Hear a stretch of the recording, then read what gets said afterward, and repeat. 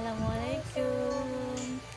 Ahlan wa sahlan di channel Keluarga Janda bersama Bunda Al dan Baby Fatima. Dan kali kita akan belajar. Oke, kita belajar apa, Dek? Bahasa Arab. Selamat menyaksikan.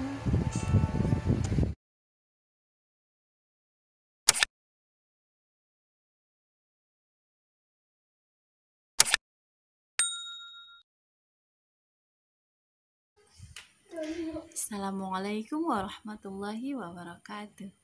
Ahlan wa sahlan bihudulikum fi barnamij Keluarga Jannah. Baik, ya ayyuhal asdiqai, ya ayyuhal asdiqa wa ya ayyuhal ashab. في هذه الفرصة إن شاء الله بunda Al سأقدم لكم التعلم في اللغة العربية untuk لكتاب جرمية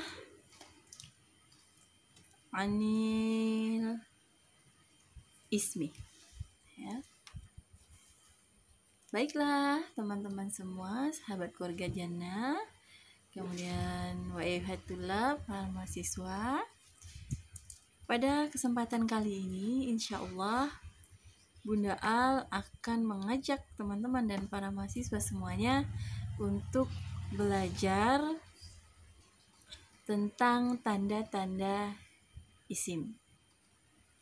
Kalau di sebelumnya, pembelajaran sebelumnya, teman-teman semua dan para sahabat semua, para mahasiswa semua sudah mengetahui bahwa 4 syarat kalam itu adalah yang pertama. Ayo, ada yang masih ingat nggak? 4 syarat kalam itu apa? Kalau yang sudah mempelajari dan masih ingat, yang pertama yaitu lafadz, ya kan? Kemudian murokab, yang kedua, yang ketiga itu mufid, yang keempat itu adalah wada, ya. Nah, itu 4 syarat kalam. Kemudian pembagian kalam atau pembagian kata, ya, kalam itu kata gitu ya, dalam bahasa Arab itu ada 3. Kemarin kita sudah pelajari juga, yaitu apa teman-teman para mahasiswa? Ya, pasti di rumah Bunda Al yakin ada yang masih ingat. Yang pertama yaitu isim, kemudian fi'il dan huruf, ya. Ismun, fi'lun, harfun. Masih ingat isim apa? Kata benda, ya kan? Kemudian fi'il apa? Fi'il itu adalah kata kerja. Kemudian harfun atau huruf itu apa? Ya, huruf, ya, kata selain isim dan fi'il, ya. Nah, sekarang kita akan membahas yang pertama yaitu tanda-tanda isim. Tanda-tanda isim di sini dalam kitab Jurmiyah ini, isim itu dapat diketahui dengan melalui khofat, huruf akhirnya dijerkan tanwin, kemudian kemasukan alif lam dan huruf khofat. Jadi maksudnya di sini adalah isim itu bisa kemasukan atau dimasuki oleh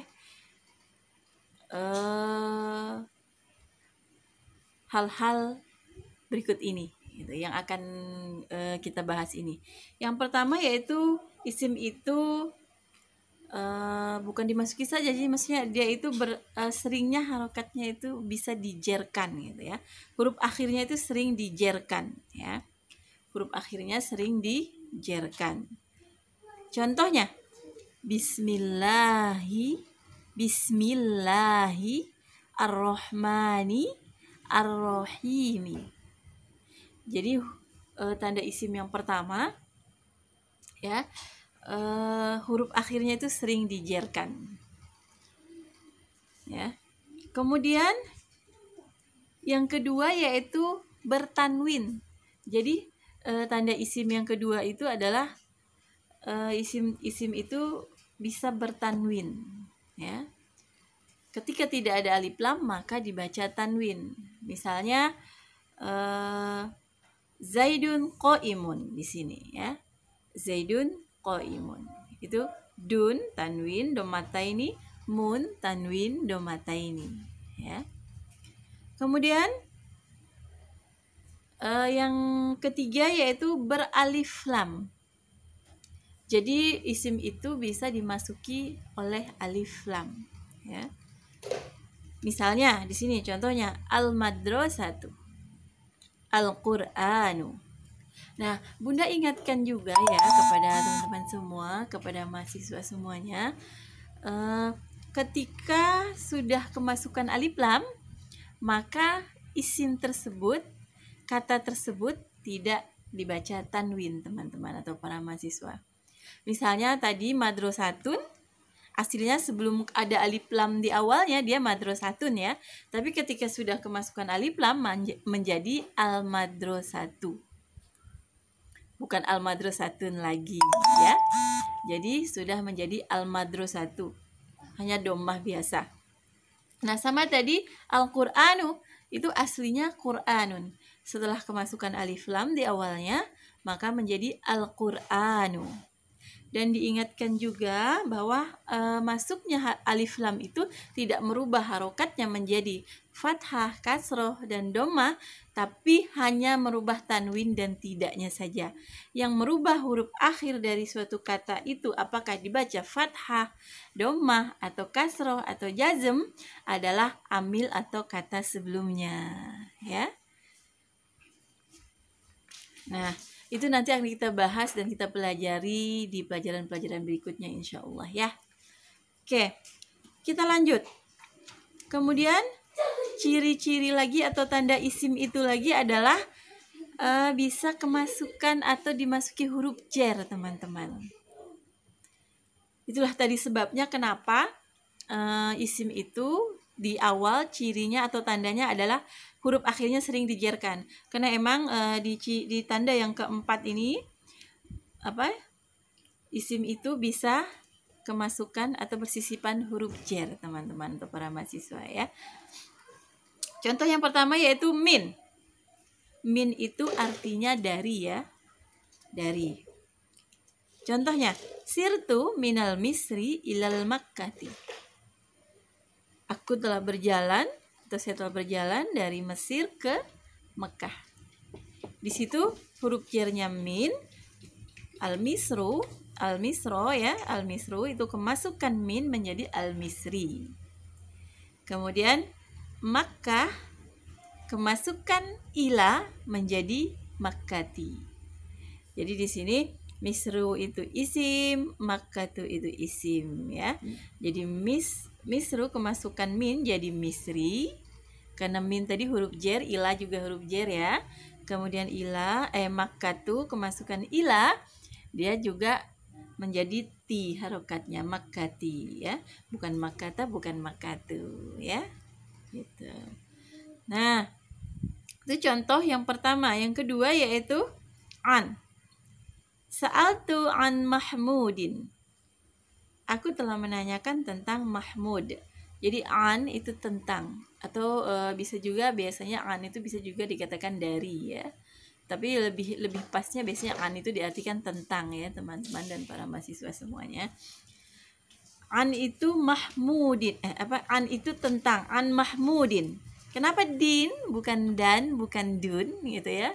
Karena kemasukan huruf khofat atau jar an, teman-teman, ya. Maka harokatnya Mahmud itu menjadi Mahmudin, ya. Nah, itu contoh yang an. Contoh yang ketiga huruf jar lagi yaitu ala. Sudah tidak asing dan sering, ya, ini. Semuanya ini emang sering diucapkan, ya, oleh ketika pembicara dalam berbahasa Arab itu min, ila, an itu memang sering diungkapkan, ya. Bahkan dalam Al-Qur'an juga sangat banyak sering dipakai gitu, sering banyaklah terdapat dalam ayat-ayat dalam Al-Quran dan hadis ya. Nah, ala raqibtu 'alal farsy. Aku telah menunggang atau menaiki kuda ya. Raqibtu 'alal farsy. Aku telah menaiki atau aku telah menunggang kuda. 'Alal farsy bukan sa bukan su. Ya. Kenapa? Karena ala tadi huruf jar, jadi dia mengkasrohkan atau menjerkan kata setelahnya, teman-teman, ya. Kemudian yang keempat yaitu fi. Fi itu artinya di atau bisa juga di dalam, bisa juga pada nanti ya, tergantung konteks kalimatnya seperti apa, ya. Nah, fi al-ma'u fil kuzi. Ya. Al-ma'u fil kuzi. Air itu berada di dalam kendi. Jadi kuz ya, setelah kemasukan fi, maka harokatnya menjadi kasroh. Ya, al-ma'u fil kuzi. Ya, zi. Bukan za, bukan zu, tapi zi, fil kuzi. Kemudian rubba. Rubba ini bisa diartikan banyak gitu ya. Atau kemungkinannya juga bisa sedikit gitu ya. Jadi banyak sekali atau sedikit sekali gitu artinya. Rubba rojulin solihin fil masjidi. Banyak sekali atau sedikit sekali laki-laki soleh atau orang yang soleh di dalam masjid. Bisa jadi rubba ini diartikan kayak kemungkinan gitu ya teman-teman ya, atau para mahasiswa ya. Kemungkinan, mungkin gitu kan. Laki-laki soleh di masjid itu bisa sedikit atau bisa banyak begitu ya. Nah, kemudian ba ya. Ba itu artinya dengan ya. Misalnya di sini kata betu bil qalami. Aku telah menulis dengan pena. Jadi bil qalami, bukan bil qalama, bukan bil qalamu ya. Jadi bi itu huruf jar, fungsinya mengkasrohkan isim atau kata setelahnya ya. Gitu. Kemudian kaf. Yang ketujuh kaf. Kaf di sini artinya bagaikan ya. Zaidun kal badri. Zaid itu bagaikan bulan purnama. Ini kalau yang lagi terbuai asmara ya. Jadi atau terbuai cinta gitu ya. Dan semoga cintanya suci dan untuk suami dan istrinya gitu ya. Zaidun kal badri. Zaid kal badri. Atau misalnya Fatimah kal badri misalnya. Fatimah bagaikan bulan purnama misalnya ya, bisa seperti itu. Nah, ka ini artinya bagaikan dan dia termasuk huruf jar dan mengkasrohkan kata setelahnya ya. Kal badri. Bukan kal badra, bukan kal badru, tapi kal badri ya, gitu. Nah, sekarang yang ke-8 yaitu lam. Lam di sini bisa berarti untuk, bisa berarti kepunyaan atau milik ya. Contohnya di sini al-malu li Zaidin. Al-malu li Zaidin. Harta itu milik Zaid atau kepunyaan Zaid. Al-malu li Zaidin. Laisa li Zaidan, laisa li Zaidun ya. Tapi li Zaidin.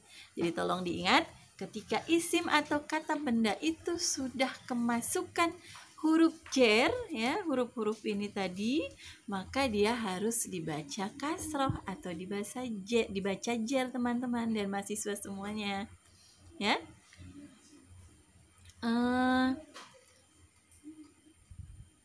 Yang lanjutnya yaitu yang ke-9, yang terakhir huruf qasam atau sumpah. Teman-teman mungkin pernah dengar ya, wallahi, orang ngomong begitu ya. Nah, itu artinya demi Allah artinya.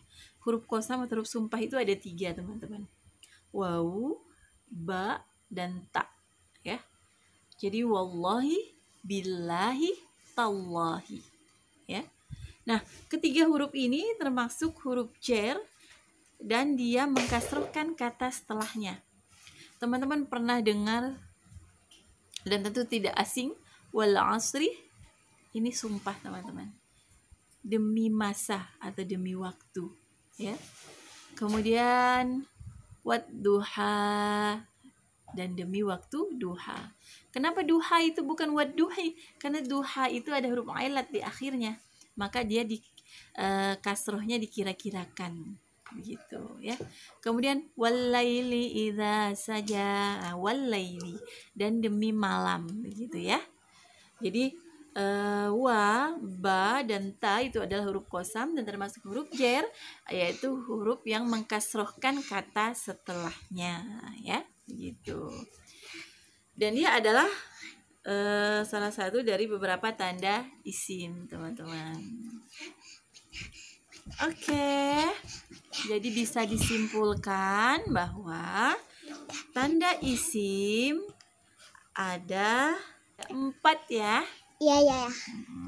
Kalau jadi tanda-tanda isim itu yang pertama yaitu khofat atau jer, huruf akhirnya itu sering dijerkan. Kemudian yang kedua adalah tanwin atau dhammataini, fathataini, kasrataini begitu, ya. Jadi yang dua-dua itu tandanya. Kemudian bisa dimasukkan oleh alif lam, bisa kemasukan alif lam di awal, ya. Kemudian bisa kemasukan atau disisipkan atau dimasuki oleh huruf jar. Kemudian bisa dimasuki oleh huruf huruf qasam atau huruf sumpah, ya. Itu pembelajaran kita saat ini. Insya Allah bisa dipahami, ya teman-teman semua, para mahasiswa semuanya. Di antara huruf jar juga ingat ada apa? Min, ala, an, bi, ya, fi, ka, ya, li, ya. Huruf qasam tadi waw, ta, dan ba, ya. Oke. Bunda cukupkan sampai di sini dulu, insya Allah pembelajaran kita pada kesempatan kali ini, dan semoga mudah dipahami. Sekali lagi, dan terima kasih atas semua perhatiannya. Mohon maaf jika ada kesalahan dan kekurangan dalam penyampaiannya. Kemudian sampai jumpa lagi di kesempatan berikutnya. Dan ini masih musim wabah juga, belum selesai, ya teman-teman semua, para mahasiswa semua. Mari kita berdoa semoga wabah corona yang melanda dunia dan negara kita ini segera berakhir, segera hilang, nggak ada yang positif-positif lagi virus coronanya, ya. Dan yang lagi kena, yang lagi positif, semoga cepat sembuh semuanya yang lagi di karantina, ya teman-teman. Mari kita selalu berdoa, dan semoga yang sehat selalu dijaga kesehatannya oleh Allah Subhanahu wa Ta'ala. Baiklah, ilahuna awan dirasatuna, syukran katsiran ala ihtimamikum, ila liqa fi fursatil ukhra, ma'assalamah. Assalamualaikum warahmatullahi wabarakatuh.